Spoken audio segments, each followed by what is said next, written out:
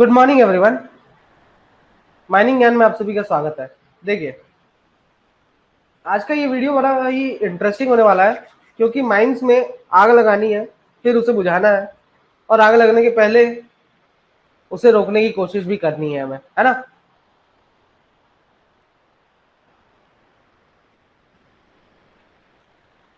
तो चलिए शुरू करते हैं। Mine fires part number 1। इसमें हम बेसिकली देखिए, माइंस में आग लगती है अगर, तो हमें पता कैसे चलता है। सबसे बड़ी बात तो है स्पॉन्टेनियस कंबशन।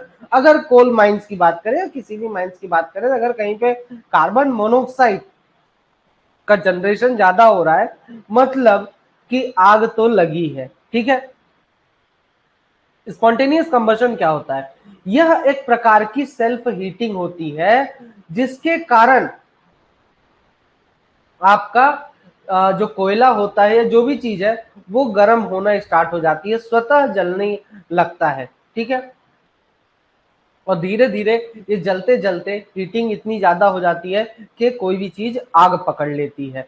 तो सेल्फ हीटिंग होना और धीरे धीरे उसका टेम्परेचर इतना ज्यादा हो जाना कि आग पकड़ लेना, यह स्पॉन्टेनियस कंबशन कहलाता है। स्पॉन्टेनियस कंबशन में क्या होता है कि जो आपका कोयला है, अगर वो हवा के कांटेक्ट में आया तो वो धीरे धीरे ऑक्सीडेशन करेगा। ठीक है। नॉर्मल टेम्परेचर पे भी वो ऑक्सीडेशन करके कार्बन मोनोऑक्साइड और कार्बन डाइऑक्साइड बनाता है, इसके साथ ही कुछ हीट भी जनरेट करता है। अब ये जो हीट होता है, जो हीट इसमें इसके द्वारा जनरेट किया जाता है, जो तो अगर वो कहीं पर भी निकल नहीं पाता है तो उस केस में स्पॉन्टेनियस कंबशन होना स्टार्ट हो जाता है। अब देखिए होता क्या है, आपके दिमाग में एक चीज आ सकती है आप कि मैंने जैसा कि कहा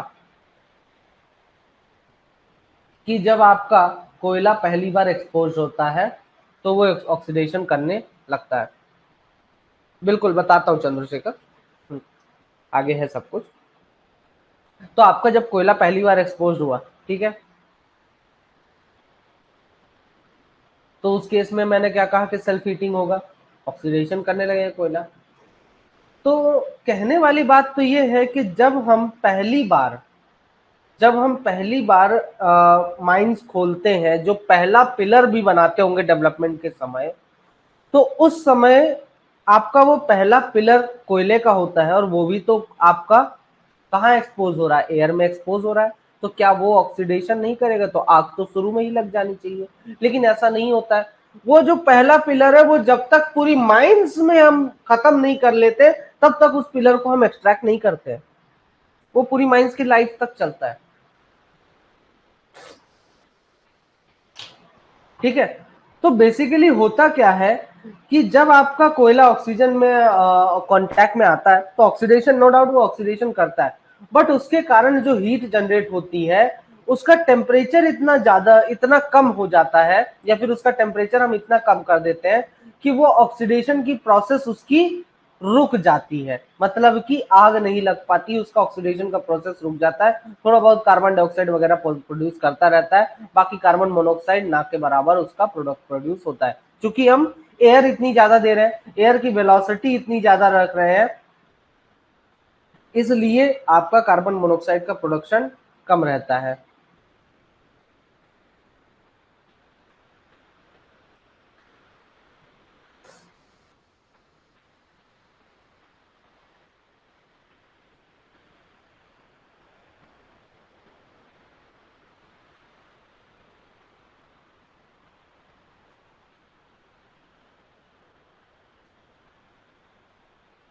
जी बिल्कुल। चल, आपने जो अभी पूछा कि कोल ऑक्सीजन कॉम्प्लेक्स भी यही है क्या, तो बिल्कुल कोल ऑक्सीजन कॉम्प्लेक्स भी यही है।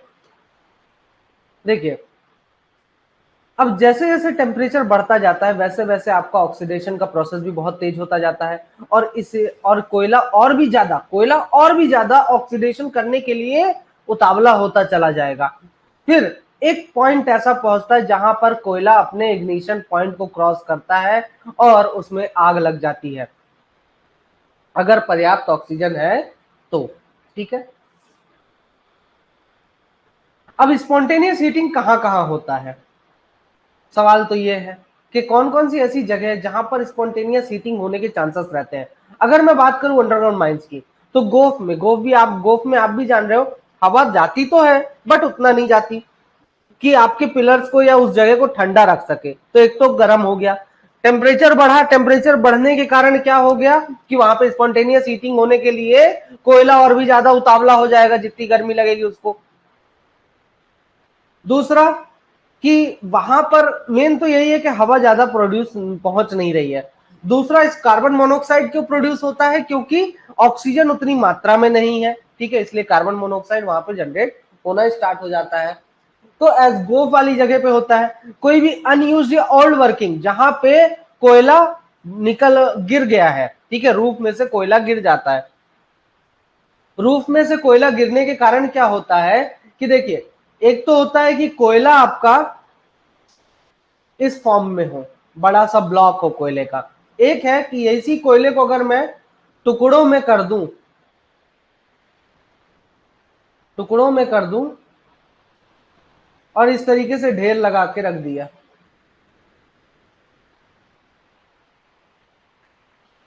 स्पॉन्टेनियस हीटिंग होने के चांसेस किस में ज्यादा है, ए में या बी में? तो आपके स्पॉन्टेनियस हीटिंग होने के चांसेस सबसे ज्यादा है बी वाले में। क्यों?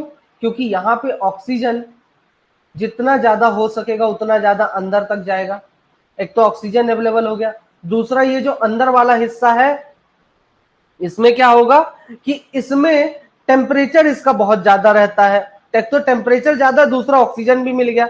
इसमें क्या है कि अंदर जो भी है उसको ऑक्सीजन नहीं मिलेगा, अंदर का जो भी कोयला है उसको ऑक्सीजन नहीं मिलेगा, भले टेम्परेचर ज्यादा है तो क्या हुआ, ठीक है, उसको ऑक्सीजन नहीं मिलता, इसलिए वो जल्दी से ऑक्सीडेशन नहीं करता है, बाहर का कोयला ही ऑक्सीडेशन करते रहता है, ठीक है। तो यहां पे क्या हो रहा है कि जो अंदर का मटेरियल है, जो कोयला है, उसको ऑक्सीजन भी मिल रहा है, टेम्परेचर भी ज्यादा है, तो उस कारण से क्या होगा, वो इजिली ऑक्सीडेशन का प्रोसेस स्टार्ट कर सकता है। इसीलिए ऐसी जगह जहां पे रूफ फॉल हो गया, ठीक है, अब रूफ में से पूरा का पूरा मटेरियल गिर के ऐसे पड़ा हुआ है, ऐसी जगह पे ऑक्सीडेशन होने के ज्यादा चांसेस रहते हैं और आपका स्पॉन्टेनियस कंबशन भी होना स्टार्ट हो जाता है, ठीक है। दूसरा, अगर कोई फॉल्ट है पिलर में, ठीक है, पिलर में अगर कोई फॉल्ट है, फ्रैक्चर है, तब होगा, है ना, कुछ इस प्रकार का अगर क्रैक डेवलप है तब आपका ऑक्सीडेशन देखने को मिल सकता है। अगर आपके पिलर्स की क्रशिंग हो रही है ओवरराइडिंग के कारण, ठीक है, तो क्रशिंग ऑफ द पिलर्स के कारण भी आपको स्पॉन्टेनियस हीटिंग, जहां पर भी क्रशिंग होता है पिलर्स का, वहां पे देखने को मिलेगा। शैलो डेप्थ में जो गोफ है, शैलो डेप्थ में गोफ का मतलब क्या है कि ऐसा गोफ जो कि कम गहराई पे है, तो जाहिर सी बात है अगर ये मेरा गोफ है और ये मेरा सरफेस है तो यहां से क्रैक्स डेवलप होके यहां तक पहुंच सकता है, ठीक है। तो ऑक्सीजन क्या पहुंच सकता है, ऑक्सीजन, और ऑक्सीजन मिला तो क्या होगा, यहां का कोयला इजिली ऑक्सीडेशन करने लगेगा, स्पॉन्टेनियस हीटिंग करने लगेगा। मेन है मुद्दा ऑक्सीजन मिलना, कोयले को ऑक्सीजन ना दोगे तो वो आग नहीं लगाएगा, कोयले को ऑक्सीजन दे दिया मतलब बड़ा खतरनाक है, ठीक है, ऑक्सीजन दिया तो दिया, उसके साथ ही उसको हवा नहीं दी, ठीक है, पर्याप्त हवा दे दो या तो स्टार्टिंग में, या तो हवा देना ही पूरी तरह से बंद कर दो, तभी बच पाएंगे, अदरवाइज नहीं बचा सकते आप। क्रश्ड या फिर क्रैक्ड पिलर इनटेक और रिटर्न एयरवे के बीच में, उस केस में भी आपको स्पॉन्टेनियस हीटिंग देखने को मिलेगा। ओपन कास्ट माइंस की अगर मैं बात करूं, तो अगर आपका जो कोल का बेंच है वो अगर कहीं कभी भी एक्सपोज हो जाता है, कोल का बेंच कैसा एक्सपोज होगा इसका भी बारे में जान लीजिए। मान लीजिए मैंने ब्लास्टिंग किया, ये कुछ इस प्रकार का मेरा कोयले का बेंच है, ठीक है, इसमें मैंने ब्लास्टिंग किया, तब यहाँ पे क्या होगा, क्रैक्स डेवलप होंगे, जाहिर सी बात है बैक ब्रेक होता है ना। अब इस बैक ब्रेक के कारण क्या होता है कि आपके इन क्रैक्स के अंदर ऑक्सीजन पहुंच जाएगा, ऑक्सीजन पहुंच जाएगा तो ये क्रैक्स भी क्या करने लगेंगे धीरे धीरे और स्पॉन्टेनियस हीटिंग करने लगते हैं, ठीक है। कोयले के ऊपर अगर आपने आग लगा दिया, ठीक है, या गरम राख डाल दी, तो उस केस में भी आपका आग लग सकती है, स्पॉन्टेनियस हीटिंग हो सकता है। जी बिल्कुल, व्हाइट वॉशिंग सिर्फ इसीलिए किया जाता है। Loose coal accumulated at the base of an idle face. आपका जो आइडल फेस है उसके नीचे आपका लूज कोल पड़ा हुआ है, ठीक है। इस प्रकार से मान लीजिए ये फेस आपका आइडल है और यहाँ पे आपका कोयला, यहाँ पे लूज कोल पड़ा हुआ है। सबसे खतरनाक लूज कोल ही होता है। Developed pillars being extracted by open cast method. जो पिलर्स आपने डेवलप किए थे अंडरग्राउंड में, उनको अब ओपन कास्ट मेथड से हम क्या कर रहे हैं, एक्सट्रैक्शन कर रहे हैं। बिल्कुल ब्लास्टिंग करते हैं, ब्लास्टिंग क्यों नहीं करेंगे।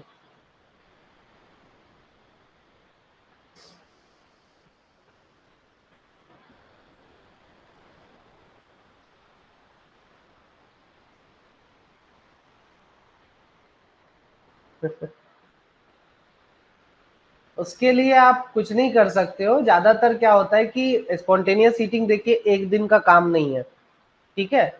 वो एक दिन में नहीं होता है, उसके लिए एक लंबा समय चाहिए होता है कोयले को भी, और एक स्टेबल समय चाहिए होता है।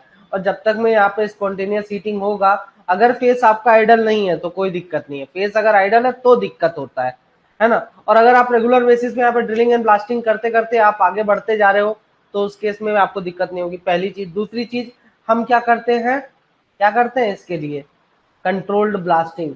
इसीलिए तो हम कंट्रोल्ड ब्लास्टिंग करते हैं। विनोद सर पढ़ा रहे हैं ना अभी ब्लास्टिंग, तो उसमें वो कंट्रोल ब्लास्टिंग भी आपको कवर कराएंगे। तो उसमें कंट्रोल ब्लास्टिंग सिर्फ इसीलिए किया जाता है ताकि बैक ब्रेक ना हो, ठीक है। या फिर कहीं पर आपका ऐसा ओवरबर्डन है जिसमें कि कोयला है या शेल है, ओवरबर्डन में अगर ये चीज आ गई तो भी एक दिक्कत वाली बात है, ठीक। तो ये चीजें आपको ध्यान में रखनी है। अब ओपन कास्ट माइंस में आग के क्या कारण है, देखिए स्पॉन्टेनियस हीटिंग कहां हो सकता है ये तो हमने देख लिया। आग किस कारण से लग सकता है ओपन कास्ट माइंस में। अब क्या होता है कि बैक ब्रेक जब भी होता है कोल बेंचेस में, ठीक है, आप सही तरीके से ब्लास्टिंग अगर नहीं करते हो तो उस केस में बैक ब्रेक होता है, इसके कारण आग लग सकती है। जो आपका कोयले का आइडल फेस है, आइडल फेस है कोल कोल का, उसके टो में आपने लूज कोल फेंका हुआ है, ठीक है, और वो ऐसे ही पड़ा हुआ है लूज कोल, लंबे समय तक पड़ा रहेगा, आग लग जाएगी उसमें। ओवरबर्डन में आपका जो कोयले वाला मटेरियल है, मान लीजिए अगर थोड़ा बहुत कोयला है ओवरबर्डन में, को थोड़ा बहुत शेल है, तो ये आपको ऑक्सीडेशन करके वहां पर आप आग लगा सकते हैं। कोयले का बहुत बड़ा स्टॉक मेंटेन करके रखा हुआ है, अब उस स्टॉक में आप जो है तो रेगुलर बेसिस पे उसका पानी नहीं डाल रहे हो, पानी का छिड़काव नहीं कर रहे हो, उस केस में उसमें आग लग सकती है, ठीक है। बड़ा स्टॉक है, आग लग जाएगी आराम से, क्योंकि हीट बाहर नहीं निकल पाएगी। स्पॉन्टेनियस हीटिंग का सबसे बड़ा दिक्कत तो यही है कि मान लो ये मेरा कोयले का पिलर या कोयले का ब्लॉक है बड़ा सा, इसमें एक क्रैक डेवलप हुआ, अब यहाँ पे हीट जनरेट होने लगी, आप भयानक वाली हवा दे रहे हो, ठीक है। हवा यहाँ से चारों तरफ से, इस पिलर के चारों तरफ से जा रही है, पिलर को बढ़िया ठंडा कर रही है, बट क्या इस जगह पर हवा पहुंच रही है, नहीं। तो हीट इसकी बाहर नहीं निकल पा रही है, तो ये धीरे धीरे क्या करेगा, ऑक्सीडेशन करेगा, जो थोड़ी बहुत हवा मिली उससे ऑक्सीडेशन करेगा और हीट जनरेट कर करके अपने आप को आग लगाता रहेगा। धीरे धीरे आग बढ़ते बढ़ते एक दिन एकाएक बाहर आएगी, एक दिन एकाएक बाहर आएगी और सब उड़ा के चल देगी। डेवलप्ड पिलर्स को ओपन कास्ट मेथड से जब हम एक्सट्रैक्शन करते हैं, तो डेवलप पिलर्स को जब हम ओपन कास्ट मेथड से एक्सट्रैक्शन करते हैं दोस्तों, तो उस केस में क्या होता है कि मान लीजिए जस्ट सपोज आपका ये नीचे एक पिलर है, इसको एक्सट्रैक्ट करना है, ठीक है। यहाँ पे दूसरा पिलर है, इसको भी एक्सट्रैक्ट करना है। अब मैंने यहां से क्या किया, सरफेस से बोरहोल ड्रिल किया, ठीक, सरफेस से ओपन कास्ट मेथड से नीचे आते जा रहा हूँ, आते जा रहा हूँ, लेकिन ब्लास्टिंग तो करना ही है मुझे। तो जैसे ही मैं ब्लास्टिंग करूंगा तो उस केस में यहाँ पे थोड़ी बहुत हवा लीकेज होगी, अब ये हवा अंदर पहुंचेगी और धीरे धीरे ऑक्सीडेशन करना स्टार्ट हो जाती है। अब ये हवा, यहाँ का पिलर तो आप निकाल लोगे, लेकिन जब तक दूसरे दूर वाले पिलर तक पहुंचोगे तब तक में तो उसका ऑक्सीडेशन पर्याप्त मात्रा में हो चुका होगा और वो आग पकड़ चुका होगा। तो extraction over developed pillars by open cast method में भी आपका आग लग सकता है।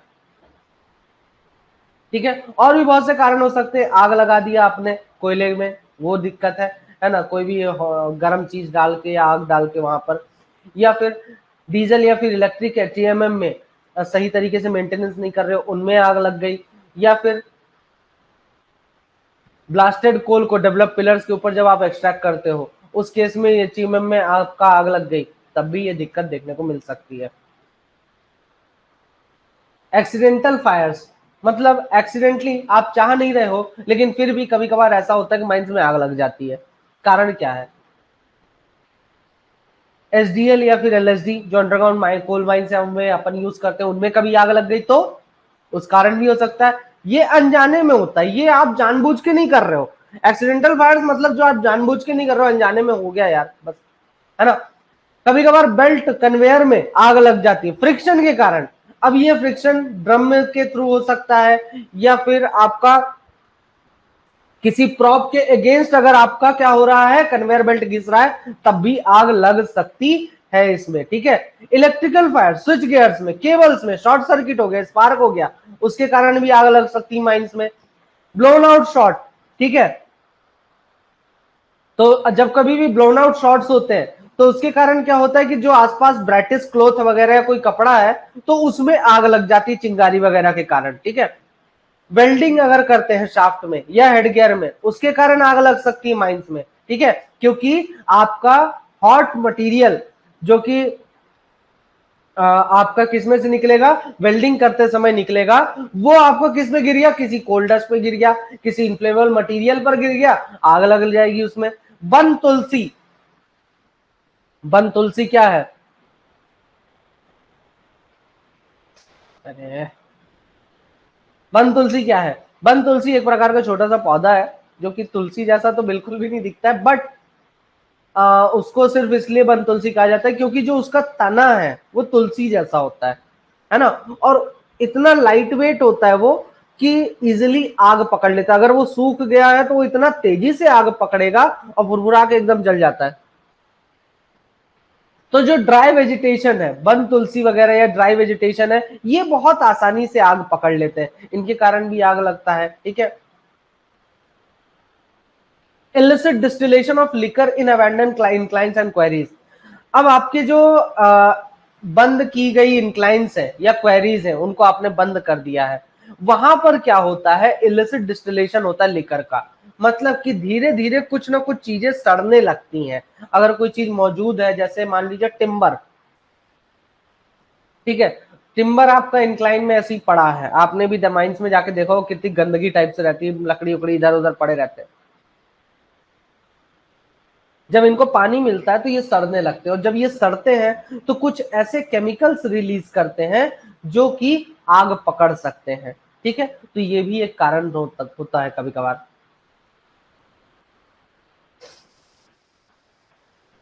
अब कहीं पर आपका मान लीजिए कोई सब्सिडेंस वाला एरिया है, उसके ऊपर आप कोक बना रहे हो, ठीक है, क्वेरी है कोई, उसके किनारे पे बैठ के कोक बना रहे हो, ठीक है, या फिर कोई कोलसीन का आउटक्रॉप है, वहां पे कुछ गलत काम कर रहे हो, तो मतलब कुछ गलत काम करना, सॉफ्ट कोक बनाना या फिर आग लगाना, कोई भी गलत काम कर रहे हो अगर, तो उन जिसके कारण हो सकता है आपका आग लग सकता है। तो ऐसे काम करना कहाँ कहाँ पे, सबसाइडेड एरिया में, क्वेरी के एजेस में, या कोल सीम के आउटक्रॉप में, इनके कारण भी आग लग सकता है। डैमेज या फिर miss use flame safety lamp का इस्तेमाल करना, ठीक है, ये भी एक आग का कारण हो सकता है।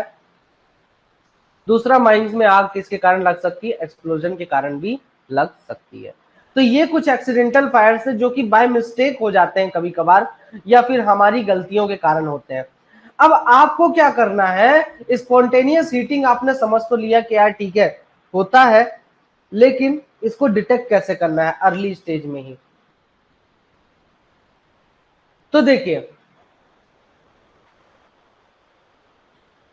बन तुलसी कुछ नहीं, जो सूखा पौधा होता है, ठीक है, एकदम ड्राई वेजिटेशन एक प्रकार का होता है बन तुलसी, और कुछ नहीं।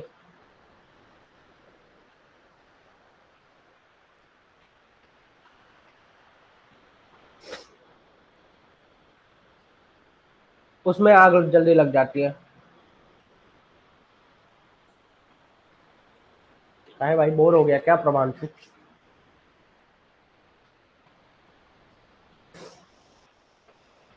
देखिए अब आगे देखते हैं। अब जितनी भी डिप्लरिंग डिस्ट्रिक्ट है ना, और गोफ एरिया जिन्हें आपने आइसोलेट नहीं किया हुआ है, तो ऐसी जगहों पे आप स्पॉन्टेनियस हीटिंग स्टार्टिंग में ही कैसे डिटेक्ट करेंगे?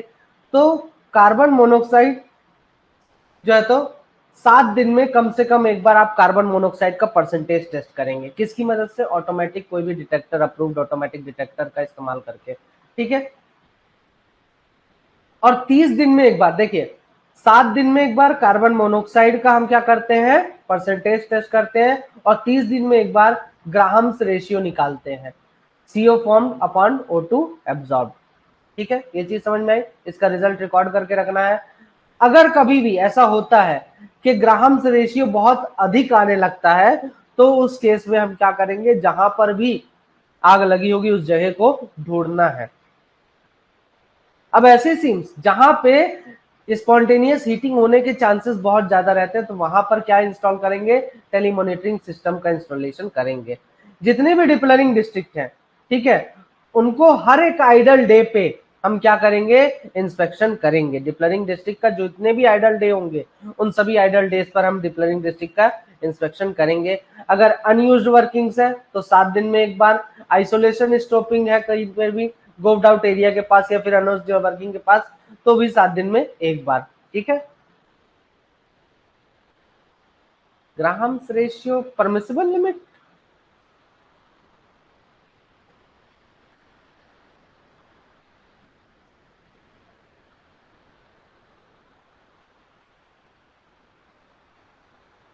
दोस्त उसका कोई परमिसिबल लिमिट नहीं होता है।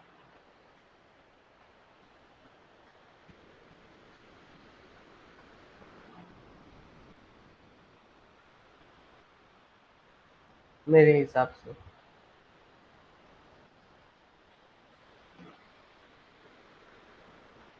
ठीक है।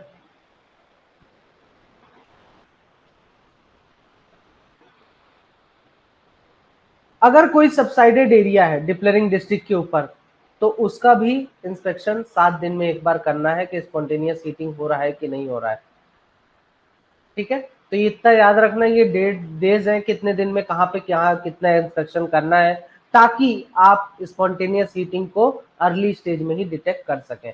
अब बात करते हैं ग्राहम्स रेशियो का। देखिए ग्राहम्स रेशियो को आप परमिसिबल लिमिट में नहीं कर सकते, बिल्कुल। ये एक प्रकार का मतलब इंडिकेशन है, ठीक है, इंडिकेशन है ये एक प्रकार का, कि कितने परसेंटेज पर। 1% है तो नॉर्मल है, 2% है तो कहीं पर आग लगना स्टार्ट होने वाली है, और 3% है तो आग लग चुकी है। इस टाइप से 3% के ऊपर जाता है तो ये तो जस्ट एक इंडिकेशन हो गया, ठीक है, कि आपका नॉर्मल है, फिर उससे अधिक हुआ। अब मुझे एग्जैक्टली नहीं याद है कितने परसेंट पे क्या है, मैं अभी देख के बताऊंगा ही आपको, आगे है। तो बेसिकली एक प्रकार का इंडिकेशन है कि जिसमें कि आपको समझ में आ जाए कि हाँ यार, ये मेरा नॉर्मल कंडीशन है, इस कंडीशन मतलब कि इस कंडीशन में अभी मेरी माइंस है। अगर आपको थोड़ा सा भी इंडिकेशन मिलता है कि आग लगने वाली है, स्पॉन्टेनियस हीटिंग स्टार्ट हो चुका है, तो आप तुरंत ही उस जगह पे जाके क्या करोगे? उसके बारे में पता करोगे, ठीक है। इसमें कोई भी परमिसिबल लिमिट नहीं, ये तो इंडिकेट कर दिया कि स्पॉन्टेनियस हीटिंग हो रहा है तो जाके पता कर लो, ठीक। अब स्पॉन्टेनियस हीटिंग का आपको sensory indications of spontaneous heating in underground mines. Underground mines में स्पॉन्टेनियस हीटिंग अगर होता है, तो उस केस में आपका सेंस कैसे कर सकते हो, ठीक है, कैसे पता करोगे? देख के, ताक के, या महसूस कैसे कर सकते हो कि स्पॉन्टेनियस हीटिंग हो रहा है? तो उसके लिए है कि जो आपका कोयला है उसके कारण एक हल्का सा धुआं धुआं सा आपको दिखाई देगा। कोयले के कारण आपका हल्का हल्का सा धुआं दिखाई देगा आसपास, ठीक है, एकदम हल्का सा, जैसे भाप उड़ रही हो हवा में। स्वेटिंग ऑफ रूफ, रूफ को पसीना आना, ठीक है, साइड्स पिलर्स में पसीना आना, टिम्बर्स में पसीना आता है, जो मेटल के सरफेसेस है उनमें पसीना आता है। क्यों? किसके कारण आता है? क्योंकि आपका स्पॉन्टेनियस हीटिंग हुआ, स्पॉन्टेनियस हीटिंग जैसे ही हुआ तो उसके कारण क्या हुआ कि जो मान लीजिए पिलर है, इसमें कुछ ना कुछ तो पानी का कंटेंट होगा। स्पॉन्टेनियस हीटिंग हुआ तो पानी यहाँ से भाप बन के उड़ा, भाप बन के उड़ा तो आपका क्या हुआ कि यहाँ पे एक प्रॉप लगा था, ठीक है, सपोर्ट लगा के आपने रखा हुआ था। अब इस सपोर्ट के कांटेक्ट में जैसे ही आपका ये भाप आया तो ये सपोर्ट तो ठंडा है, तो इसके ऊपर भाप के जो वाटर के जो ड्रॉपलेट्स है वो इस टाइप से सेटल हो जाएंगे, जैसे पानी की बोतल फ्रिज से निकाल के रख दो वैसा नहीं हो जाता, तो उसी टाइप का आपको देखने को मिलेगा। इसी को हम बोलते हैं sweating of roof side timbers metal surfaces, क्योंकि ठंडे चीज के कांटेक्ट में आते ही वो किसमें कन्वर्ट हो जाएगा, लिक्विड में कन्वर्ट हो जाएगा, और वहां पे आप उसको स्वेटिंग के फॉर्म में देख सकते हैं। दूसरा, एक गंदी सी बदबू आती है, ठीक है, हल्की सी मतलब ऑयली स्मेल टाइप से होता है, गो विस्टिंग जिसे कहते हैं, ऑयली स्मेल आती है। कभी कभार मीठी मीठी खुशबू आती है, ठीक है, कभी कभार सड़े हुए टिम्बर की खुशबू आती है, क्योंकि बहुत से टिम्बर के सड़ने के कारण बहुत से हाइड्रोकार्बन का जनरेशन होता है। जैसा कि आप भी जानते हैं, जो टिम्बर है वो क्या है, लकड़ी है, लकड़ी है तो आप भी जानते हो वुड के कारण किस किस चीज का, वुड जब सड़ता है तो क्या बनाता है, बहुत चीजें बनाता है, जैसे कार्बन सॉरी कोयला हो गया, कोल हो गया, मीथेन हो गया, इथेन हो गया, प्रोपेन हो गया, ठीक है, ब्यूटेन हो गया, ये सारी चीजें बनाता है। अगर हम जमीन के अंदर, जब मैं आपको पढ़ा रहा था किसके बारे में, मीथेन ड्रेनेज के बारे में, तो उसमें ये सारे हाइड्रोकार्बन जनरेट होते हैं, लकड़ी से ही ना होते हैं। तो जब टिम्बर सड़ता है तो उसके कारण बहुत सारे हाइड्रोकार्बन जनरेट होते हैं, जिसे हम बोलते हैं इलिसिट डिस्टिलेशन, ठीक है। तो इसके कारण भी आपको जो है तो अलग अलग स्मेल आ सकती है। अगर कहीं पर स्पॉन्टेनियस हीटिंग होता है तो आपको हल्का सा डिस्कम्फर्ट महसूस होगा, मतलब बेचैनी टाइप से होगी, वहां मन नहीं लगेगा, क्योंकि टेम्परेचर बहुत ज्यादा होता है और ह्यूमिडिटी भी ज्यादा होता है। जैसे हम लोग जब कोलकाता जाते हैं, मध्य प्रदेश वाले, तो हम लोगों को बड़ा अजीब सा लगता है, क्योंकि लगातार एक हाई टेम्परेचर और ह्यूमिडिटी के कारण हमें बेचैनी टाइप से महसूस होने लगती है, तो इस टाइप की बेचैनी महसूस होगी, ठीक है।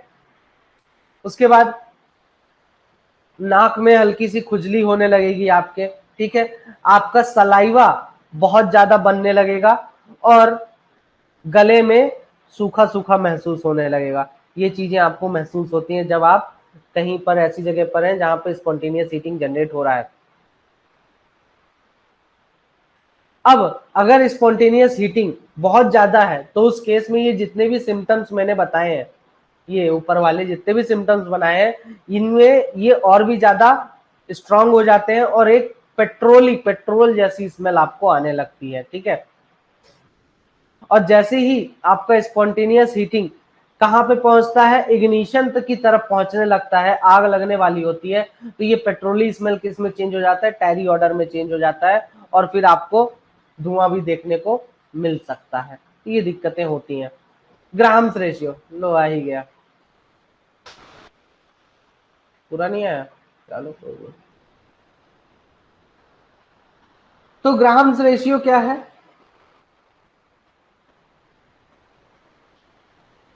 ग्राहम्स रेशियो आपका एक प्रकार का ऐसा रेशियो जिसमें कि कितना कार्बन मोनोऑक्साइड प्रोड्यूस हुआ और कितना जितना भी ऑक्सीजन आपने भेजा था उसमें कितना ऑक्सीजन यूज अप हो चुका है, ठीक है। अगर स्पॉन्टेनियस हीटिंग है तो उस केस में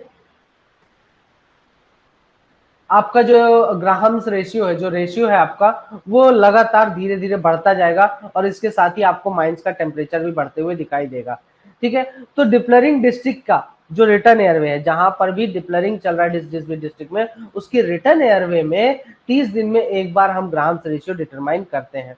अगर लगातार आपका इस प्रकार के रीडिंग्स आ रही है कि रेशियो लगातार बढ़ता जा रहा है, ठीक है, और एक कांस्टेंट तरीके से, स्टडी तरीके से बढ़ता जा रहा है, तो उस केस में स्पॉन्टेनियस हीटिंग से डील करने के लिए हम जो है तो कदम उठाएंगे। इंक्यूबेशन पीरियड, इंक्यूबेशन पीरियड क्या है, अब इंक्यूबेशन पीरियड है कि आपका कोयला जब पहली बार ऐसी कंडीशन में एक्सपोज होता है कि उसमें स्पॉन्टेनियस हीटिंग हो सकती है। जब आपका कोयला पहली बार ऐसी कंडीशंस में एक्सपोज हो गया अब कोयले को मतलब कोयला ऐसी कंडीशन में आ गया है कि स्पॉन्टेनियस हीटिंग हो सकती है तब से लेके जब उसमें पहली बार आपको इंडिकेशन मिलते हैं हीटिंग के, जब आपको पहली बार हीटिंग के इंडिकेशन मिलते हैं तो उस समय तक का जो समय होता है उसे बोलते हैं इंक्यूबेशन पीरियड। समझ में आई ये चीज? तो आप ये नहीं कह सकते हो कि पहली बार कोयला जब एयर में एक्सपोज होता है, क्या बोलेंगे कि जब ऐसी कंडीशन में कोयला एक्सपोज हुआ कि स्पॉन्टेनियस हीटिंग हो सकता है, मतलब कंडीशंस फेवरेबल है स्पॉन्टेनियस हीटिंग करने के। ठीक है, तो डिप्लरिंग पैनल में जहां पर आप केविंग मेथड से क्या कर रहे हो, डिप्लरिंग कर रहे हो, तो वहां पर जब पहला रूफफॉल होता है, सबसे बड़ा रूफफॉल होता है, मेजर रूफफॉल जब होता है, उसके बाद से हम कंसिडर कर लेते हैं कि हाँ अब यहां से मेरा स्पॉन्टेनियस हीटिंग होगा। क्यों? क्योंकि जो फॉलन या क्रश्ड कोल है वो हीटिंग स्टार्ट कर देता है। ठीक है, लेकिन हीट जो है वो कोयले में से बाहर नहीं निकल पाता है, क्योंकि उसके ऊपर ढेर सारा शेल है, ढेर सारा पत्थर गिरा हुआ है, वो एकदम से वो कोयला ढका हुआ है। अब उसमें से हीट जो है तो बाहर नहीं निकल पाती है और वो स्पॉन्टेनियस हीटिंग करना स्टार्ट कर देता है। क्लियर है ये दो पॉइंट? ये स्टार्टिंग के दो पॉइंट क्लियर है कि स्पॉन्टेनियस हीटिंग का डेफिनेशन क्या है, और उसके बाद कब डिप्लरिंग पैनल में हम कब कहेंगे कि हमारा स्पॉन्टेनियस इंक्यूबेशन पीरियड स्टार्ट हो चुका है। इसीलिए हर एक पैनल में जब पहला मेजर रूफफॉल होता है तो उसे हम रिकॉर्ड करके रख लेते हैं। फिर उससे हम क्या करते हैं, डिप्लरिंग ऑपरेशन में, जो पैनल में डिप्लरिंग ऑपरेशन चल रहा है उसको उतने समय के भीतर, मान लीजिए किसी पैनल का इंक्यूबेशन पीरियड है, किसी कोल सीम का इंक्यूबेशन पीरियड जो है लगभग लगभग मान के चलिए 1 मंथ है। ठीक है, तो आपको विद इन 1 मंथ पूरे के पूरे पिलर्स एक्सट्रैक्ट करने हैं।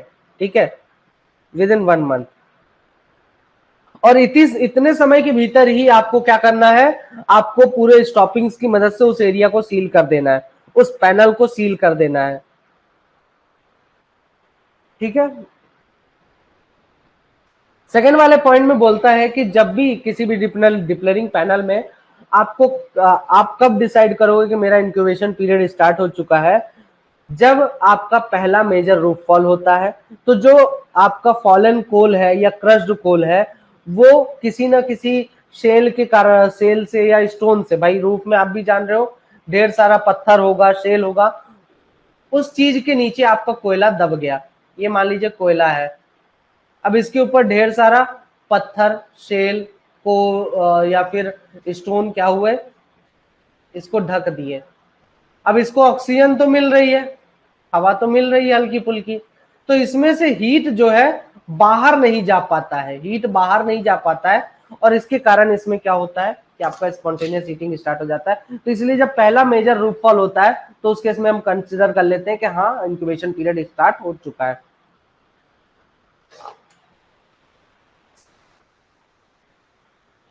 अब इंक्यूबेशन पीरियड किस चीज पर डिपेंड करता है? ये डिपेंड करता है कि आपका कोयला कितना तेजी से स्पॉन्टेनियस हीटिंग कर सकता है। बिल्कुल, मेटल माइंस में भी होता है स्पॉन्टेनियस हीटिंग।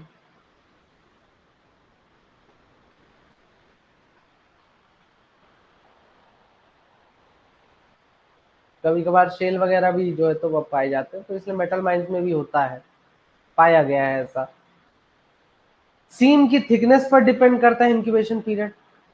इमीडिएट रूफ किस प्रकार का है इस पे भी डिपेंड करेगा।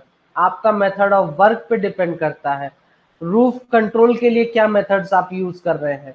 ठीक है, उसमें भी होता है regularity and continuity of work, आपका वर्क किस प्रकार से कर रहे हैं। ठीक है, उस पर भी आपका इंक्यूबेशन पीरियड डिपेंड करता है। तो ये सारी चीजें हैं जिनके कारण।